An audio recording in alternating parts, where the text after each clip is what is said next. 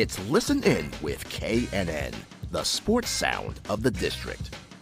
Today, we welcome a living legend from the college and pro football ranks. After a stellar college career at UCLA, in which he was a three-time consensus All-American linebacker, he was drafted by the Philadelphia Eagles in the first round of the 1979 NFL Draft. During his time in Philadelphia, he was a member of the Eagles for Super Bowl 15 and was chosen for the Pro Bowl after the 1981 season. He finished his NFL career with the Los Angeles Raiders from 1985 to 1991. In 13 seasons, he played in 184 games, started 147 of them, and compiled 12 interceptions and 15 fumble recoveries. He's Jerry Robinson, and he joins this live stream broadcast of Listen In with KNN right now with your host, Kelsey Nicole Nelson.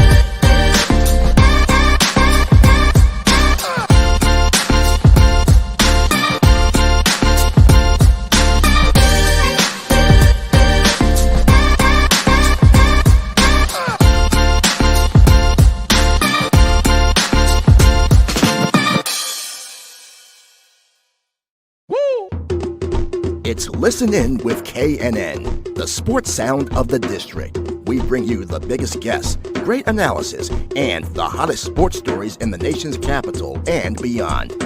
And we bring it to you live. Welcome to this live stream broadcast of Listen In with KNN. Here's your host, Kelsey Nicole Nelson.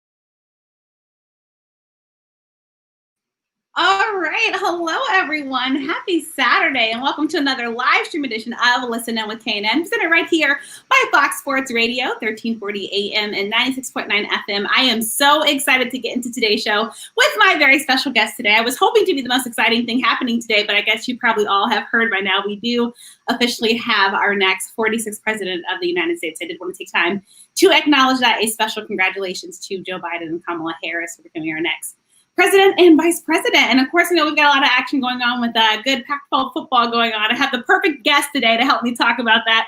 So without further ado, let's get into football and talk some sports. I'm sure we could all just use a breather, right? And we're going to do some sports talk.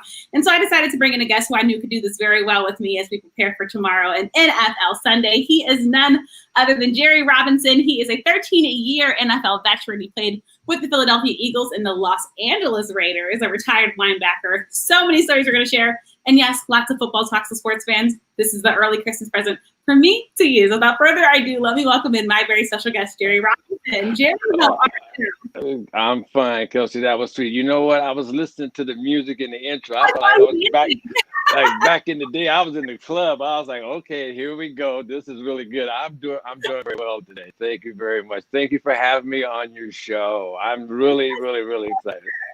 I am so excited. First off, thank you for coming on to the show. I know how busy you are. And I will tell you, seeing you dancing behind the scenes has just brought me so much joy and a bigger smile to my face, Jerry. So thank you so much for bringing the energy here to listen in. Okay. All right, so let's get into it, Jerry. So I like to start with my guest. I like to do a wellness check. 2020 has been a crazy year, a lot going on. So you're okay? You're doing okay? You and your family? My family's doing fine. And you know, you're right. This is the times that we're in right now, we've never seen before. Anyone that's alive now majority of us have never seen this before, and it's very serious, and I take it seriously. My family and my friends take it seriously. So, right now I'm healthy, my family's healthy, my grandbabies are healthy, my daughters are healthy, and the people that I love and the friends that I have are healthy. So that right there on this day is a great day. Now, it's like this. Actually, when I got up this morning, first thing I said to myself, I said, "Thank you, God, for turning on the light." Yes, I love You know that. what I mean? The light's on, and now I just got to walk down this road, this path that He's laid down for me today. You know what I mean? And it's like you know what? It's an attitude of gratitude. Kelsey, is what it is. It's an attitude of gratitude. So that's how I am today. I might steal that from you, Jerry. An attitude of gratitude. Again, every day is a blessing. We are lucky to be yet another day, and hopefully make a change and a positive difference in the lives of others. This is going to be a good show. I can already tell, Jerry. Again, you brought the style. We're blessed. So we're going to get into it. Lots has been happening, of course, in the football world.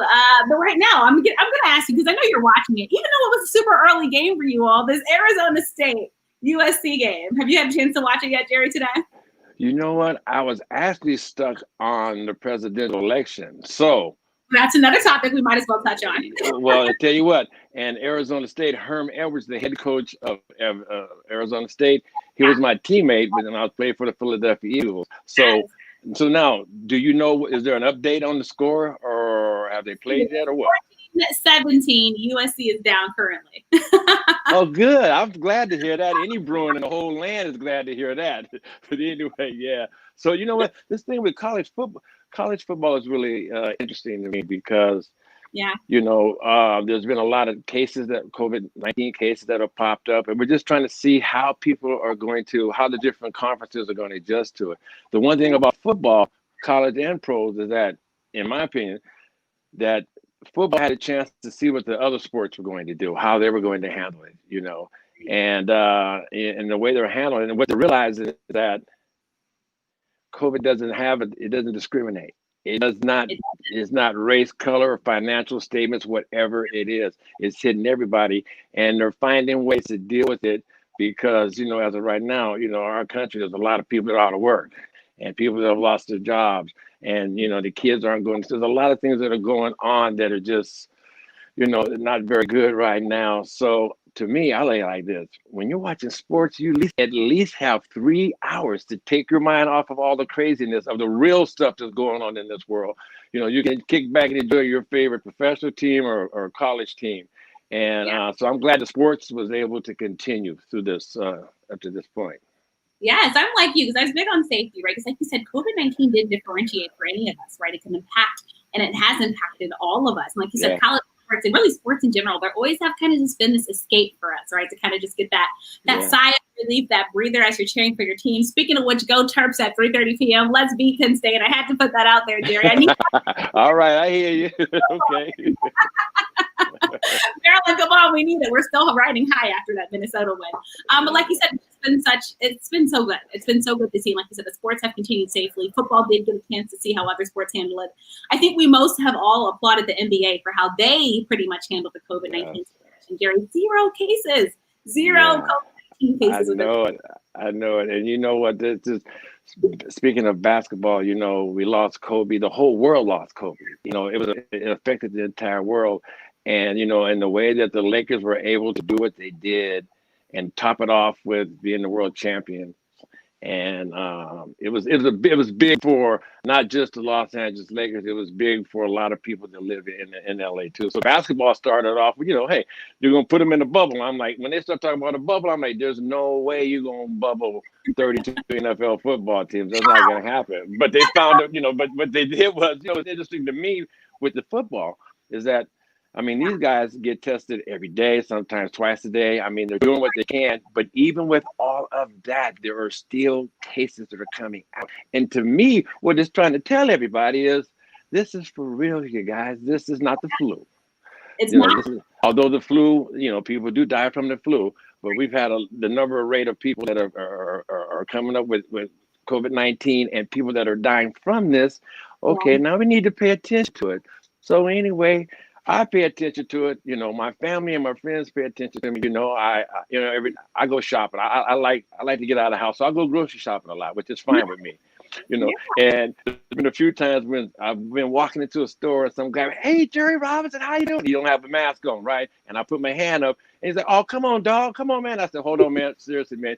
You do you and I'm going to do me. We can still be friends, whatever, but just don't get any closer, please, because I might have one more tackle in a brother, and you can have it if you get too close. But anyway. Exactly. We got to be safe. Look, say hi to Jerry from afar. We all know. Like, give him the hey, give him the head nod. Yeah, we got exactly. But you know what, Kelsey? What else I really miss? Just to be able to see physically, see someone smile, to be able to put a smile on somebody's face. We can't see it because of masks, and I understand that. But, also to be able to hug people. I mean, I'm a hugger. I like to say hello. I've learned that from my mom and from my dad, and it's something I've had to get used to. But you know what, though? It reminds me of this situation that we're in.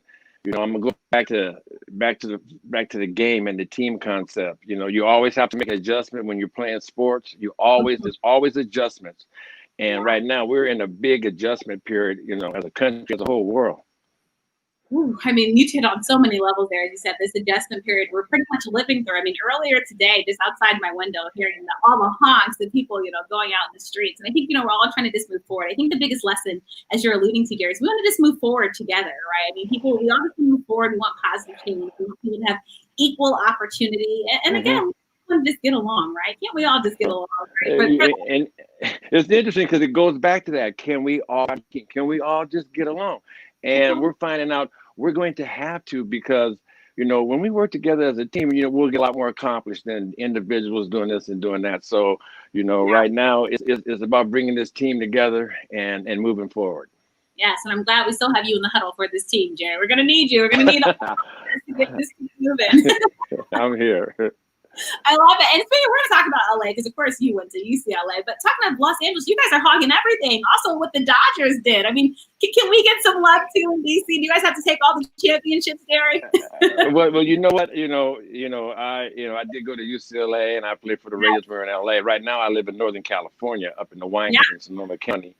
But when I look at the Dodgers, I think about Magic Johnson, because what a remarkable person and a remarkable human being. I'm happy for him and Cookie. I'm happy for everybody in LA, in the Dodgers. But when somebody personally that has something to do with the championship team, you really, really get excited and happy for them. But LA seems to be the spot, basketball, baseball. I don't know what's next. Well, they have the LA Rams, and they also have it's so hard for me to say Los Angeles Chargers, but they do have them there too. So we'll see what happens there. Yeah, like something's in the water in LA. We might all have to go there and get some of that, because we want the championships to be spread around. Some of us are getting jealous. And while we're on it, let's talk UCLA. You were UCLA All-American. I mean, your awards that you got at UCLA. Talk about someone that was a trailblazer. Just had all the records. Like, geez. No. Hey, Kelsey, this is it. Check it out. My journey to UCLA, I went to UCLA as a wide receiver. I was into catching passes and scoring touchdowns and, that kind of stuff with the eye black under and the sweatbands and being all neat and this and that. And then what happened was I was moved to inside linebacker. So, as you go from a wide receiver to a middle linebacker. Most people say that you were crazy to do that in the first place. And a lot of people did. But I accepted the challenge because I was told by some friends of mine, some teammates of mine, when they found out that they wanted to move me from wide receiver to inside linebacker, they said, you must be crazy, lose your mind, they're going to kill you. And at that point, it became a challenge for me because, I had to tell them, I said, all you see is what's outside here. You don't know what's inside of my heart. You do not know what's in here. And for you to say that, I said, I'm going to prove you guys wrong. And for the next 3 years, I was able to do that because, first of all, I had to learn. I got to say this. The hardest thing was I had to learn the brand new position. I didn't know anything about playing linebacker. Right. That's not what I ever played. And I took on the challenge, and, it was kind of like I wouldn't allow somebody to take away my dream. You know what I mean? I wanted to play. And just because you thought whatever you thought, I wasn't going to let that have an effect on me because I was really on a mission. And, and the mission was when before I got to UCLA, I had a brother named Jackie Robinson. He was named after the baseball player, obviously. Yeah. And unfortunately, he got shot and he died. He got killed in a gun shooting when I was in high school. Mm-hmm. And he got shot when I was in high school, and he died when I was in college. So before all of that took place, before that shooting took place, way back in junior high school, me and Jackie were sitting there and we were saying one day we're going to buy mom and dad a house. Whoever makes it to the league first is going to buy mom and dad a house. Well, the day he got shot and then, the year that he died, it was up to me. It was up to me to carry out that dream that these two little kids had in junior high school to buy their mom and dad a house. So I wasn't going to let anything get in that way or anybody say anything to get in that way. So I was on a mission. I was on a mission. By the way, I did buy my mom and dad that house, and I bought it for, matter of fact, where we're sitting right now is, I'm in the room that the house that I bought, that we bought, my brother, Jackie and I bought them. So anyway. I love that. That is so touching. And like you said, you had a mission and a goal. And I love that your brother is still with you in spirit and that you still accomplished that goal. That's such an amazing story, Jerry. And I appreciate you talking about that. Oh, you're welcome. And that's that whole UCLA thing. And we can talk. I love being at UCLA because if the sun was shining, the weather was right, the people was nice. I was, I loved it. I loved the coaches that I had, Dick Vermeil, Coach Donahue, and the person that drove me to the point where I thought I was gonna break was Coach Hughes, my linebacker coach, and this man, I swear, he tried to break me every day. And I used to look at him, I used to tell myself, there's no way this man is going to do this because he worked me harder than anybody. So that UCLA experience, it was an awesome experience because I have, to this day, friends for life from that time in my life in college. And college was, it's a great experience. I had a chance to grow. And like I said, I have friends for life. And that's what happened at UCLA. I love that. And I love that you touched on the coaches. I think now sometimes you see that like tough love. But there's some of these parents that are a little overprotective, Jerry, of their babies. It sounds like for you, we see the good that it did for you. So you touch on more just the relationship. Because like you said, you just switch positions. That's not easy. Not only did you switch positions, you made it to the next level with that position that you had to switch to. So basically, you're pretty good at it, Jerry, to say the least. Your coaches had that helped you to become the player that you eventually became, and we all know, and we all loved. Well, you know what? I remember growing up through high school and college, and even in the pros. I remember that I used to tell myself, I don't have time to look at the press clippings. I don't have time for that. I don't, because while I'm staring at a press clipping, that person who's trying to take my place and my job is just going right past me and get your head out of the papers. So I never got involved in that. I said, you know what, the day I retire, someday I'll sit back and look around. And I retired in 02. I believe it was 02. Yeah. See, I can't remember. But anyway, it was 02. And one day I had a chance to look around the office and I started seeing some of the things and flipping through some scrapbooks. And I said, you know what, brother? You weren't bad. You weren't bad at all, And as I look back on my journey through those, those transitions from high school to college to pros, it really goes back to what motivated me to make sure that I was going to be successful, to be able to buy my mom and dad that house. That was the real drive. It was my brother because he was in a coma for over almost 2 years. And I remember when I got drafted by the Philadelphia Eagles, my brother had died a few years prior to that. And I'm sitting there, and my first year with the Eagles was rough because I was injured and I wasn't happy and I was a long way from home. I'm a West Coast brother. I'm a mama's boy, okay? That's 3,000 miles away. And things just weren't going right. Yeah. And Kelsey, I remember looking up in the sky and there was an airplane flying over, and I said, you know what? I could be on that next plane out of here back to California. I said to myself, you know what? That's it. I'm just going to tell Coach Emil, you know what? I'm done with this. Thank you for drafting me in the first round. I will give you your money back. I am done. I am quitting. And all of a sudden, my brother came into my spirit, so to speak. And it was like he was telling me, he said, you know what? I didn't quit. I fought for my life for over a year and a half. What the hell are you talking about doing? And I said to myself, you know what? That's it. and I fought through it. So that motivated me, is what I'm trying to say. And yeah, I thank God for that. You know, it's interesting that how adversity in your life, it does make a difference. It just depends on how you handle it. Yeah. And that situation right there, it actually motivated me to go on to do whatever I had to do to make sure, first of all, that dream came true, that we bought that house for them, and that I was never going to give up on my dreams no matter what anybody else thought about it. Is how I thought about it and how I felt about it. Because I'm just excited here. I'm just going off. Go ahead, girl. I love this. Look, you're giving a history lesson to the youngins. We love it. And again, just hearing the motivations, it's magnificent. And like you said, adversity, I think, makes us all stronger, you know. And that moment, you might not realize it, but when you look back, you see who it made you become. You know, pressure makes diamonds, right? So, I mean, it's something that goes into I think all of us. And I want to just continue with your story. I want to go back to the beginnings. And we're going to keep talking about UCLA because you did so many great things at UCLA, but you were a star athlete at Cardinal Newman High School in Santa Rosa, California, where you captained, a lot of people know this, the football, basketball, and track teams, which I thought was truly magnificent. So just talk about, though, what made football, Jerry, that sport that you were just going to say, this is what I want to do. This is what I want to do the rest of my life and hopefully make a career from it. And talk about your early beginnings. Well, I'll tell you what, I didn't even like football. Yeah. I wanted to play soccer. I wanted to be like Pele. But I wanted to play soccer. But in the 60s and the 70s, there was no cash, there was no money in soccer in the United States of America. So I played football, to play football because my brothers were playing and my friends were playing. So I also played basketball too. And this is what happened. So I had several basketball scholarship offers, play basketball out of high school.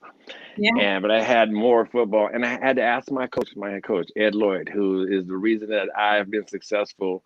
That transition especially from wide receiver to linebacker, because when I was in high school, I was taught fundamentals and techniques. It's all about the foundation. So anyway, I saw Coach Lloyd one day. I said, Coach Lloyd, I got all these scholarship offers for basketball too. And then I said, I don't know what to do. I said, I'm a little confused. And he looked at me. He said, Jer, he said, you are a 6'3" center. I have seen you handle the basketball. Yeah. Go play football.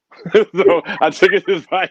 So, and then the thing with UCLA was, it was during the time when John Wooden was still there too. And in my head, I said, you know what? If this football thing just doesn't work out, maybe I can go play basketball. But the football thing kind of worked out. Yeah, just a little bit. Just a little bit. But you know what, Chelsea? Also, I learned a valuable lesson in high school. Yeah. Because I ran track too. I love to run. I loved running. Oh my goodness. There's something about watching sprinters and stuff like that. So anyway, I went to the state track meet finals in the 220-yard dash. It was yards back then, young people, not meters, but it was yards. And I went to the track meet, and I was the only one from Sonoma County there, and from my school, of course. So I get lane 8 in the race. Okay, I never had lane 8. For those people that don't know, you don't want to be way out there getting on the inside. So anyway, the gun went off. We're running, and all of a sudden, I'm in the lead. Of course, I'm out there, and I started hearing footsteps. And all of a sudden, people caught me. The race was over, and I finished second to last. Oh wow! I was so heartbroken. But my cousin and family friend and cousin, named Larry Otterberry, who was with me, he walked over to me and said, Jerry, he said, look at your time. He said, that's the fastest time you've ever run in your entire life. So don't be upset about giving the best that you can give. Give it all that you got. And that's the message I try to give these kids now. Give it everything that you can and all that you got. Because if you try your hardest, there's no reason to be upset about it. I love that, right? If you give it everything you got, you can't be mad at the outcome of it. That's such a I hope everybody takes something from that. Give it everything you've got. I think you will see the result. And I want to just touch on where you're growing up in California, because I'm an East Coast girl, Jerry. So, I see the West Coast. Talk about it. I mean, how has California, how did it kind of help to shape you in your career? Not just at UCLA, but overall. Talk about what it was like to grow up as a young Black boy in California. Interesting. I grew up in Santa Rosa, and I have experienced some racism and some hatred, but back then in the 60s and the 70s, people didn't have telephones with recorders on them so they could be reported. and shown, but I got through those things, and it's like, and when those things happened to me, it was like, it was hard for me to understand this hatred and this racism and this hatred just because of the color of somebody's skin. And my mom always taught me, always. She said, baby, she said, Pumpkin, she said, listen, she said, treat people the way you want to be treated. And that's the way I've always treated people, no matter even the couple instances that I had here. But you know what? Overall, I had a great experience. I had a great experience growing up. We weren't the richest people. We weren't the poorest. My mom and dad, they worked their butts off. We never owned a house. That's the story. We never owned a house. We rented houses, like 8 different houses. That's 8 different moves, And growing up right out on the city limits, it was different. But I had a great opportunity to go to a great high school, Cardinal Newman High School. And that's where my life really, really, really changed because, I was around people that cared about me. And once again, some of my lifelong friends are the people that are from Cardinal Newman High School. And I had a great experience there. And we were about family. My mother, it was all about love. It was all about love. My mom would come to my games. And my dad he was from a place called Henderson, Texas. And he wore a cowboy hat with Copenhagen in his mouth and a big old cowboy belt. He loved horses. And my father wasn't at many games as my mom was there. But you know what, though? There was a lot of love in our household growing up. And it really was about treating people the way you want to be treated. And that's the way I roll today. I'm the same type of way. Yeah, it's the way that I think it needs to be. Treat people the same way that you want to be treated. Basically, treat people with respect, right? We all want to be respected each and every step out of our house. So that's what it goes back to. I'm so happy that you touched on that. And just staying with California, because we're spreading California sunshine all over to our watching. I mean, just your career. We'll just go through some of your awards at UCLA. A 3-time all-conference consensus All-American in 76, 77, and 78. 2-time team defensive rookie in 1977 and 1978. You were 10th in the 1978 Heisman Trophy voting. Obviously, after your career, into the UCLA Athletic Hall of Fame in 1991, inducted into the College Football Hall of Fame in 1996, and your number 84 jersey was retired. When you hear all those accolades, and then you've heard them often, what does that mean to you, Jerry? Just when you hear about this impact that you left at UCLA? When I hear about them, I mean, you just ran them down, and I used to be like, I guess I would say kind of shy, or if I'm doing a speaking engagement and the person, they're introducing me and they start reading off stuff, I'll normally stop them because I just didn't, But now that I'm a little older, I just sit back and I listen to them and I appreciate them, and I earned those things by hard work and by never giving up on my dream, and that. It makes me feel real good. And I was, like I said, I couldn't do it by myself. I had great teammates. Like I said, my coach worked me to death. I couldn't stand him, but I loved him. It was one of those type of relationships. But he made me the football player that I was, because I never knew a darn thing about playing linebacker. I had to be taught from the beginning, and he was the one that took the time and gave me an opportunity to go on and do those things. When I think about the awards that you were talking about, the one that stands out, they're all I'm happy for all of them. But I remember in 1996 when I got inducted into the College Football Hall of Fame, that was a really emotional thing, one of the emotional things for me, because I knew at that point that my kids, and one day their kids, my grandkids, would be able to go to that College Football Hall of Fame and see their dad or their grandpa, and some of my friends also. And that has happened. That has come true. And it's just it's great to know. I tell you, it's a good feeling to know that there's a place that they can go where they can see their papa or their dad or their friend or their co-host on the show, or somebody might, what I'm saying. I love that. I think it's so special. Like you said, there's nothing kind of when you have an eternal place in history, which I think the college football kind of idolizes, like you said, for your kids to say that, for your future grandkids to do that. It's such a special feeling. And the crazy part, Jerry, is I didn't even go into all your accolades at UCLA. You know that, right? Because, we were talking about finishing as the career team leader for career tackles, 468, which wasn't surpassed until 2014 by Eric Kendricks. Like, wow. Talk about holding on to a record, Jerry. You know what? I just remember hearing records are made to be broken. Cool. I don't care about records. Records, there's still some at high school. I laugh when I go to a basketball game and there's some still up on the wall at Carlin High School. And, a couple have been broken. I'm like, well, they've been there for 40 years. So records are meant to be broken. And Kendricks, what a hell of a football player. What a nice kid, and we had a line of communications going. I congratulated him through text, this and that, and on breaking the record. And he told me, he sent back and said, you know what, Jerry said, when I came to UCLA, he said, when I looked up on the board, all the different records, he said, that was the record. That's the one that I was shooting for, and that's the one I wanted to break. And I couldn't be happier for a nicer person to break that record. But, but when I look at it, I said, you know what?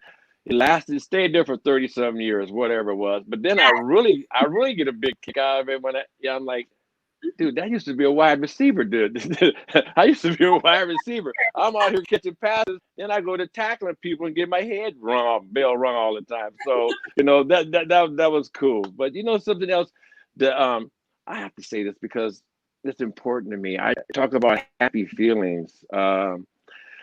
My senior year at UCLA, the award banquet night, okay? And I remember I got up there and I got an award. I don't remember what it was, but, I got my award in my hand, Kelsey, and I'm walking off stage. And as I'm walking off stage, the audience starts to stand up and people start clapping real loud. And then they start pointing behind me. Yeah. So I turned around and there was my jersey, number 84, being lowered from the rafters. I was like, I cried for the longest. Oh my God. I said, I can't believe it. And that was another great moment for me, feeling wise, as being part of the UCLA Bruins, was that awards banquet, watching that number 84 come down, and Coach Donahue saying, no one will ever wear this number again. And it was pretty cool. It was all right. Super. I mean, just so many special moments. I think I really want them to realize what you did. I mean, you lettered as receiver in 75, starting linebacker in 76, 77, and 78. Like you said, switch of positions, and you were still able to have the career that you did at UCLA. Was magnificent. And then if that wasn't enough, Jerry, you got to be in 1979 the 21st player overall taken in the draft. You see that jersey behind you by the Philadelphia Eagles. And you touched on it, but just take me back to draft night. I will, but I tell you what, that jersey behind my head, that jersey is a mesh jersey, okay? Now, I want people to understand this. Back when I played in chilly Philly, that's the only jerseys we ever wore. Even if it was 12 below zero, we were wearing those jerseys. But back to that day that I got drafted in 1979, It was a dream. It was a dream come true, Kelsey. It was, because I knew that's the first step that I needed to complete the dream and the agreement that my brother and I had made to take care of my mom and dad. And besides that, I also got drafted by my college coach. Dick Vermeil he's the one that brought me to UCLA. We went in the Rose Bowl. We at Ohio State. He leaves Philly, LA, goes to Philly, and he drafted me in the first round. And that was the beginning of my professional career. And even, like, I got to say this again, even to this day, some of my dearest friends are the people, the teammates, and some people that I met when I played for the Philadelphia Eagles. And that was an exciting day. It was. I can tell. I mean, just overall, when you look back at your career in Philadelphia, what do you want most to be remembered? We're talking to the fans right now. Well, you know what? Chili Philly cheesesteaks and hoagies, Italian shaved ice, just a great sports fan base. They are dedicated. They're knowledgeable. They are passionate. They love their teams. I grew up as a child, a Raider fan, and that'll always be that way. Yeah. But once I became a Philadelphia Eagle and saw the passion that the fans have, the two teams, I'm the Raiders and I'm the Eagles. I always watch check up on the Philadelphia Eagles. While I was in Philly, I got to say, that draft day was was really important to me. Yeah. When I think back, there was another day that sticks out in my mind. My rookie year, that same year, the Yeah. first game I ever played in the National Football League as a Yeah. Philadelphia Eagles was a Monday night football game. The Nice. first game I ever started, I played inside linebacker against the Dallas Cowboys. And the Yeah. Eagles hadn't beaten the Cowboys in years. And we went there and we won. And I had a really good game. And I'll just never forget because as a football player, and when you're growing up, you always watch Monday Night Football. And I'm like, oh my God. Dun, dun, dun, dun, dun, dun, dun, The dun. new I'm starter. like, yeah, yeah. I was like, now I'm part of this whole thing right here. So that first experience as a starting playing on national TV and Monday Night Football with Howard Cosell and Dandy Don and the guys in the booth. That's something I'll never forget. And also, speaking of Philadelphia, in my 13-year career, I've only had one opportunity to play in a Super Bowl, and that's because I was on the Philadelphia Eagles. We didn't win. We Yes. lost to the Oakland Raiders. Yep. But my only, that was my only opportunity to experience what it's like to be playing on the biggest stage in your professional career. So I am very appreciative of the years I had in chilly Philly. But I tell you what, a brother from the West Coast, you go 3,000 miles, and when November hits, December, January, you're from the East Coast, you know what I'm talking about? The gold. Yeah, and I'm like, oh Lord, I had to go from a down jacket to a mink coat. Anyway.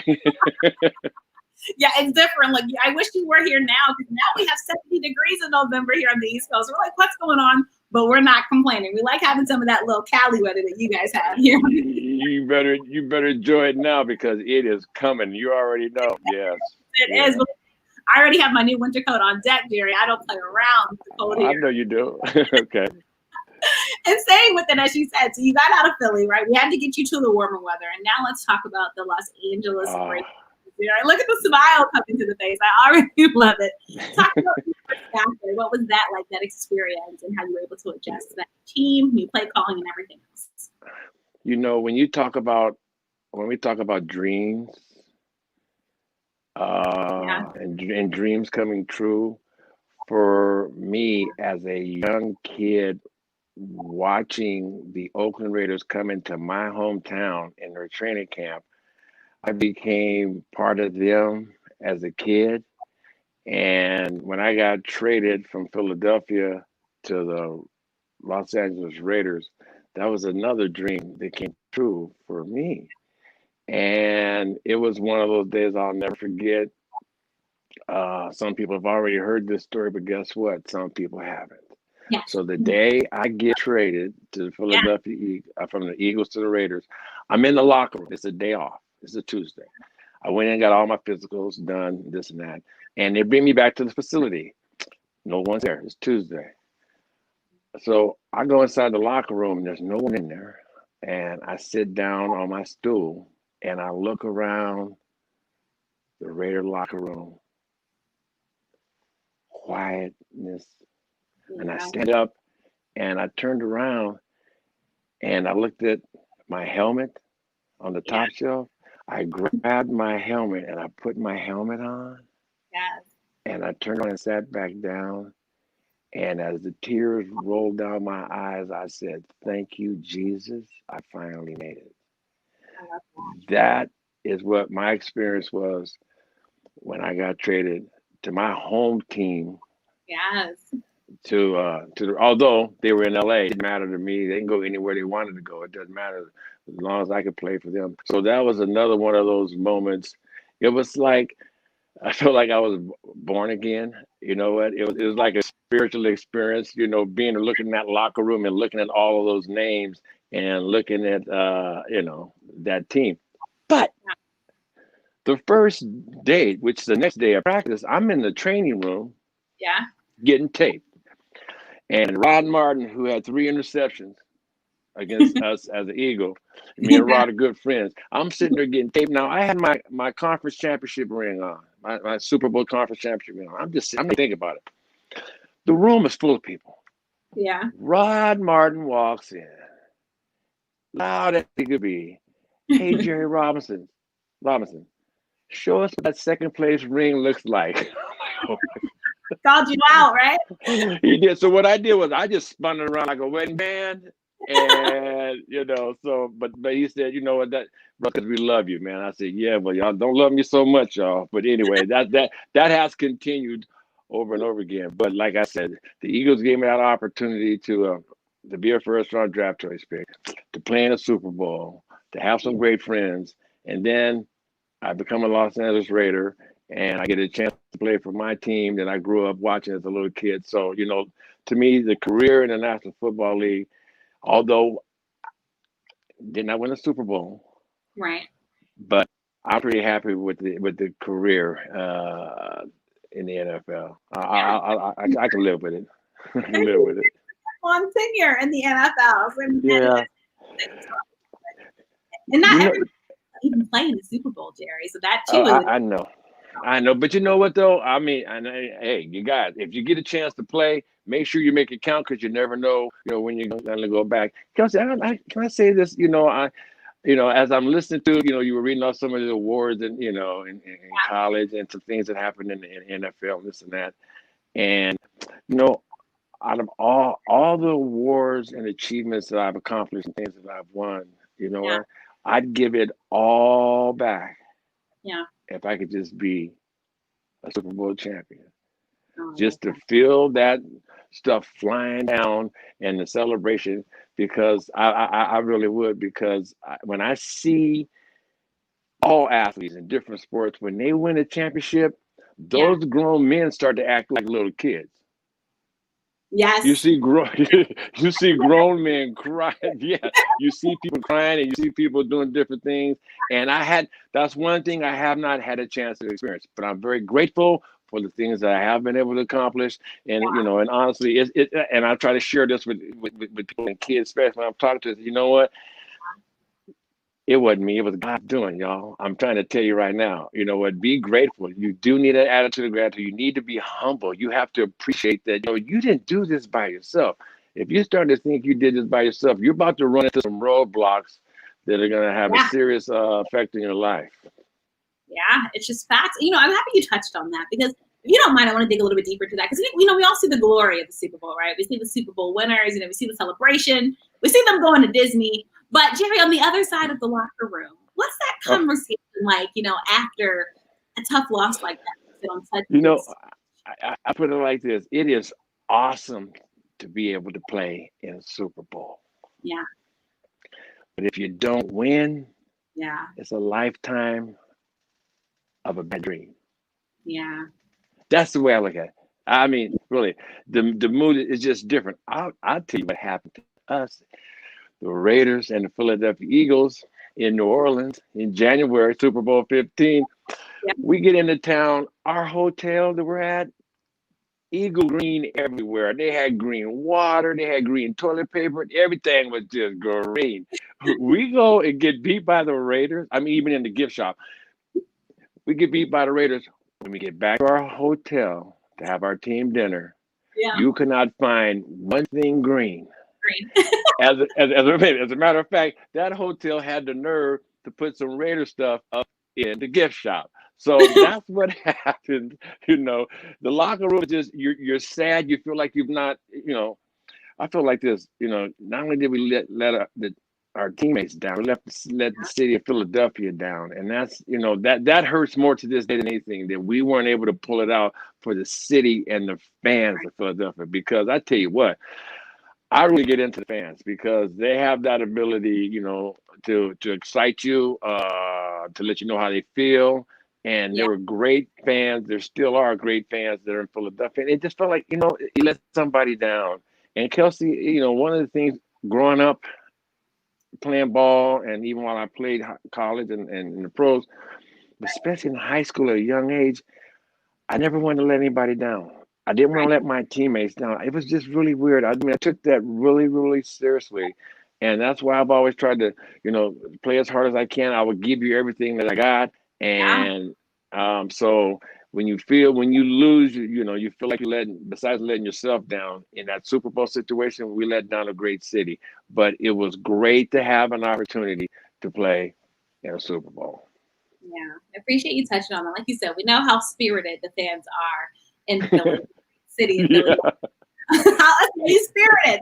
They're very spirited fans, which is awesome. And you know what we're talking about, Philly? We might as well talk. Oh, Jerry, look like you're about to share. Is another story coming? I saw it. Well, now see now in Philly now, back in the day, I don't know how many people know this now, but in veteran stadiums where we played, I'm gonna tell you how spirited the fans were. There was a jail inside the stadium. Now that's a lot of spirit. Well, spirits in a couple of different ways, but no, they were that way. But I remember when we used to play Washington. Hey, those people sitting up there with the snouts on their nose and dressed up like hogs and this and that. I mean, they have a great fan base too in Washington. But you know what, players, you know what, we need really. I mean, we enjoy the fans. That's why this whole football season has just been so interesting because there's no fans in the stadium, and I knew that would be a big adjustment for the ball players because when you hear people screaming your name and people trying to high five you and they get excited when you make a catch or a tackle, it means something to you. And just like I think one of the biggest thrills of all is when you're in a tunnel just before the game starts and your team starts to come out and all of a sudden they can't see you, but they know you're in the tunnel. Then all of a sudden the team starts to appear and you can hear the roar of the crowd. Yeah. That's what the players missed, but they found a way to get it done. But yeah, we've seen some interesting things. We see the cutouts in the stadium. We see some, quote unquote artificial fan noise, but I know it's not the same. So I think many stadiums are starting to at least let some fans in. I think especially the rookie players. I worry about the rookies, when they're so used to playing in front of fans, and you're on this new platform and stage, and like you said, you feel like the fans' energy. Yeah. And you know what? The big deal for speaking of a rookie, what you got to get used to, you got to understand, you know what? There is no fans out there. But you are being judged, and this is for real. And that guy you're playing against, he's older than you, and he's been in this league. And trust me, he's trying to take you down. He's trying to knock your head off. He's out here to win because he's got kids. And some of the older veterans, they have grandkids. So they're out there, they're making a lot of business decisions out here. So they learn right away that, this is not a practice game. This is for real. You know what? And at some point, you're going to renew your contract, and your performance in these games where there's not many people in the stadium is going to have an effect on your financial outcomes. So I think that's what they've really got used to. I hope. Yeah. Like I said, it becomes realistic. It becomes real life. And like you said, football is business. It is a job for these men. They're competing every time you onto the football field. And we're talking Eagles in Washington. We got to talk about the NFC East, Jerry, if you don't mind. You're laughing already, Jerry. You know what, Kelsey? I'm laughing because everybody else is laughing about that division. I look at it like this: laugh all you want. All we have to do is win this division. I don't care. It doesn't matter what our record is. The bottom line is win this division. I'll take you back to Super Bowl 15. The Oakland Raiders, they were a wild card team. They were the first team in NFL history to be a wild card team and win a Super Bowl. So it doesn't matter. You just want to get in and dance. You just want to get in and dance, like that music that was played before the show started. It had a brother thinking that he could break down and, move a little bit. Then my back started hurting. I had to put some ice on my ankles and my knees.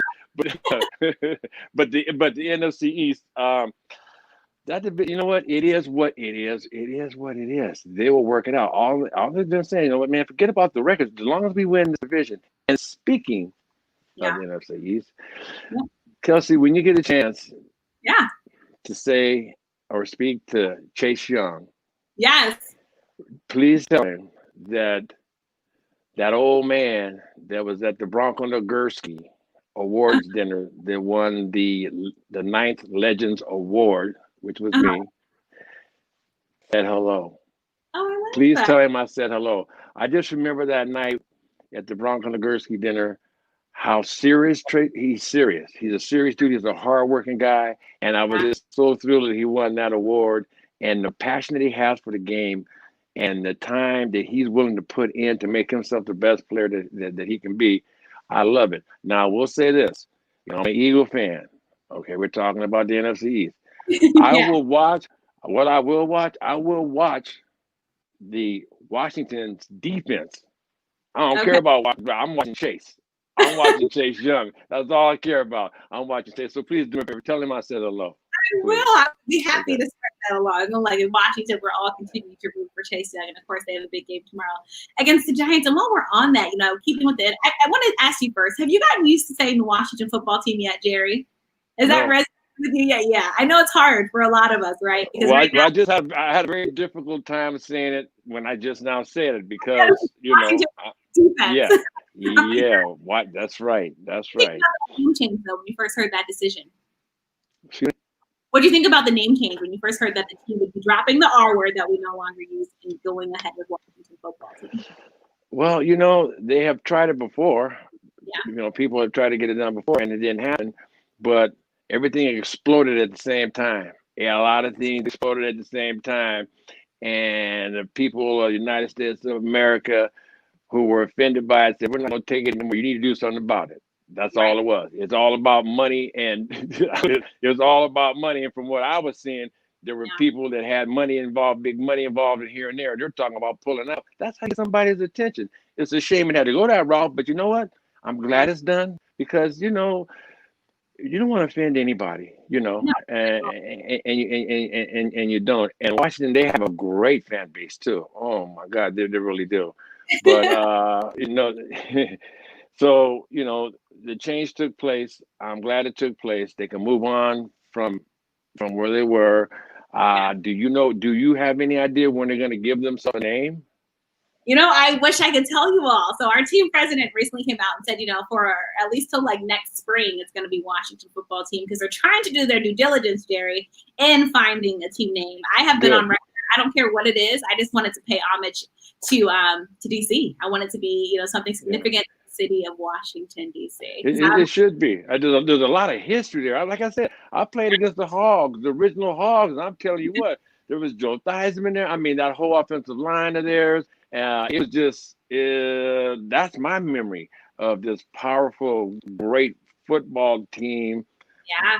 That I just call them Washington now. But back in the day, but they do have a great fan base. And you know what? I wish them success. But like we said, the NFC East, forget about what everybody else is talking about around you. It does not matter. Brothers, all y'all got to do is just win that division. If you can win the division, winning 4 or 5 games, then so what? Let everybody else laugh. Go ahead and become the first team to win only 4 or 5 games in the division, going to win the Super Bowl. How does that sound? Ooh, okay. I give you a challenge. That's a story. It would be a story. While we're talking about the NFC East, because we are going to talk about the Raiders, I have to ask you, your quarterback for the Eagles, Carson Wentz, has been under a lot of scrutiny lately. And I think it's no surprise. It's not breaking news here that he has had his struggles this season. Boomer Esiason even went on a show saying, maybe when the trade deadline was there, that the Colts might have been an interesting place. But I'm just curious, what have you thought of Carson Wentz's play thus far? Not just Carson Wentz, just the overall offense in Philadelphia. I know you're a defensive guy too, so I'm going to also ask you to assess the defense. Well, I think I'm gonna wrap it up just like this. Yeah. Thank God that they're in the NFC East. That's the best record. You can get away with mistakes. And you can get away with everybody in the NFC East. Carson, he's trying. The thing of it is that, the man is trying to get better. He's trying to do everything on his own, and he can't do it. And there's a lot of injuries are involved. There's a lot of different things that are involved in the situation right now. And it's just, you cannot do everything. And, it seems like every Sunday could possibly be a bad day at work. Yeah. Sometimes you have good days, sometimes you have bad days. But you know what? Until the season's over, I haven't really been able to completely evaluate it yet because it's a long season. You know what I mean? Because things do turn on. You know how teams go on runs. They go on winning streaks. So, and if that were to happen, the whole conversation would change. Exactly. And here's the other thing, Kelsey. As we all know, there was no training camp. There was no OTs. There was no this and that. And what happens, I believe what happens is in the first part of the regular season in general, injuries start to pop up, leg injuries start to pop up because the veterans don't play that many games. They don't play that many plays in the preseason. Well, now they didn't even have any preseason games. games. You know, your body has to get used to making those catches and those throws. That's what preseason is about. And tackling. The tackling has been atrocious in the NFL in the first 4 weeks because you haven't had time to practice on it. So, you know what, they're going to get through I call it the first quarter here. You know, they get through this quarter and things are going to get better. Quarterback play is going to get better. Defense is going to get better. But there's one thing you cannot account for is injuries. Yeah. You know, when you start losing your offensive linemen, your running backs, and your wide receivers, there's nothing that's out of your control. And then you have to make that adjustment. I appreciate you touching on this. I think NFC East is still a toss-up, right? We're still all questioning when we will see the winner. Less people, so the show must go on and the show must continue on. And now we're going to head over to the Raiders. I know you're excited for this one. I'm just going to let you have it, Jerry. Let's talk about the Raiders. Pretty good this year. And I think everyone was looking at that win over the Chiefs. I think everybody and their mom was like, wow, the Raiders just beat the Chiefs. I know. So talk about what you've liked so far from the Las Vegas Raiders thus far. The Las Vegas Raiders situation, you know, that day that they beat the Kansas City Chiefs, I tell you what, they went into Arrowhead Stadium. The Las Vegas Raiders went into Arrowhead Stadium against the hottest team in the National Football League. They were on a 13-game win streak from last year to this year. And they went in there and they just poured ice cold water on them and just chilled them out, cooled them off. And it was probably a wake-up call for Kansas City, but I don't care. It was also a wake-up call for the Las Vegas Raiders because it gave them confidence that, you know what, we just beat the Super Bowl champions at their home. And the way we went about doing it. So, you know, the Las Vegas Raiders, excuse me. Things moving around.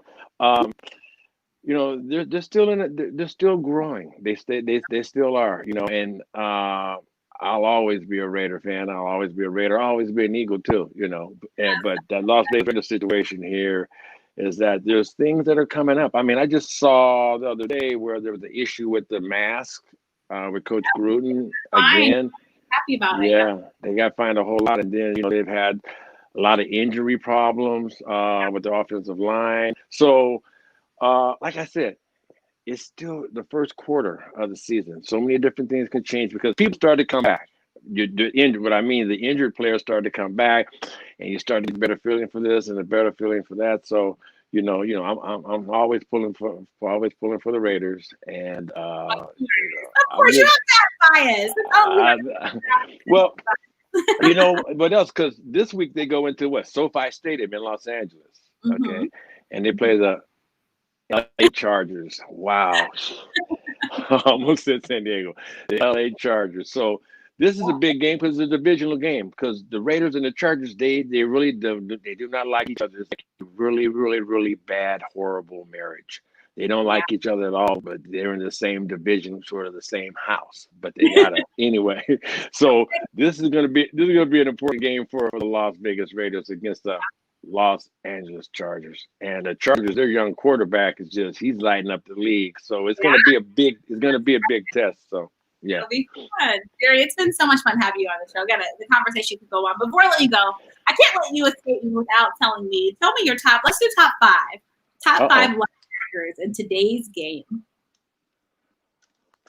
Well, I'll tell you what, the number one linebacker, I'll just go number one. Number one right now from the San Francisco 49ers. Yeah. Number 54. I don't know his name. He's number 54. I'm better with numbers than anything. He is an unbelievable linebacker because he has size and he has speed. He can run, you know, and I love watching linebackers that can run. And you know, Chelsea, honestly, I can't give you five. Because I can't even. I'm gonna give you that one because sometimes I forget how to count to five. You know, but I think the best linebacker in the league right now, he definitely is number 54. I forgot his name. I just heard his name the other day, but he is running all over the field and making all kind of tackles.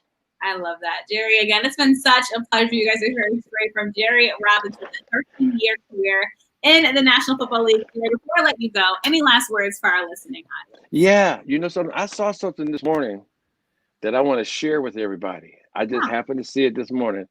And it is it one day you're going to hug your last hug, kiss your last kiss, and hear someone's voice for the last time. But you never know when the last time will be. Live every day as if it was the last time you will be with the person you love. So y'all, enjoy yourself. Be safe. Kelsey, I tell you what, you are awesome. I tell you what, when people want to win, they need to listen in to KNN. You know what I'm saying? There you go. All right, hon. God bless you. Thanks so much, Jerry Robinson. Appreciate you being on the show. Best wishes and good luck to the Raiders this week. Thank you. Have a great one, Jerry. Bye-bye. Bye. All right. Thank you all so much for tuning into the special live stream edition of Listen In with KNN. I hope you guys will join me back next week. We'll be back actually on Wednesday next week for a very special episode. That will be at 6 p.m. Eastern time. And of course, if you guys are following the show, you guys also know we have live podcast audio versions of the show as well. You can get on iTunes, Google Play, and Spotify. And as always, special thanks to my team. I appreciate your help.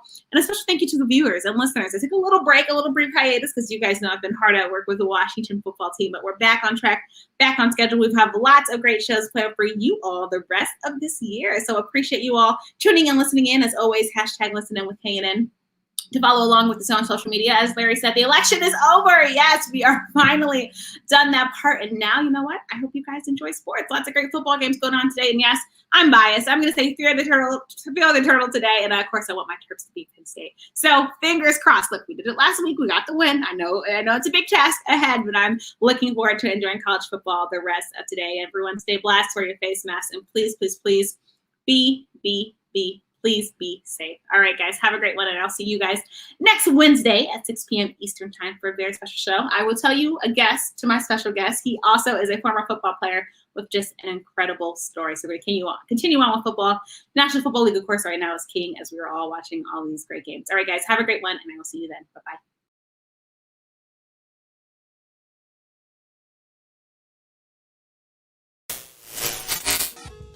Follow Kelsey on social media at @TheRealKNelson. Catch episodes of Listen In with KNN on YouTube, on air at AM 1340 and 96.9 FM Fox Sports Radio, on Facebook and Twitter, and online at KelseyNicoleNelson.com. Thank you for watching this live stream broadcast of Listen In with KNN. You used to hear me on your airwaves or hear me on my hit podcast, but now I'm taking you to the screen.